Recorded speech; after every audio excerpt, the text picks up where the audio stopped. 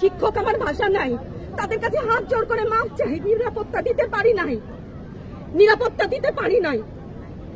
মনে হয় এই রাস্তায় শহীদ হয়ে গেলে যদি এই লজ্জা আমার কিছুটা কাটে, ওদেরকে বলবার আমার কিছু নাই। প্রশাসন এবং সরকারের পক্ষ থেকে বলা হচ্ছে যে এই আন্দোলনের ভিতরে তৃতীয় পক্ষ এবং জঙ্গি। আরো বলেন না, আমি হিজাব করি বলেন আমি হচ্ছে গিয়ে জঙ্গি।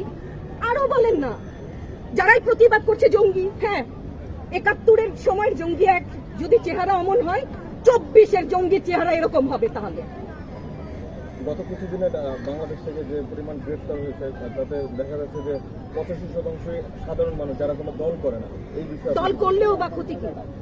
আমাকে প্রশ্ন, এই বিভেদটা তো সারা জীবন টেনেছে না, তাদেরকে গ্রেফতার করা হয়েছে। হ্যাঁ, গ্রেফতার তো এমনিই করছে। দল করলেই কেন? দল করার এটা স্বীকৃতি দিতে হবে। দল করলে ক্ষতি কি? অধিকারই তো চাচ্ছি, সাধারণ মানুষের অধিকার চাচ্ছি, ক্ষতি কি?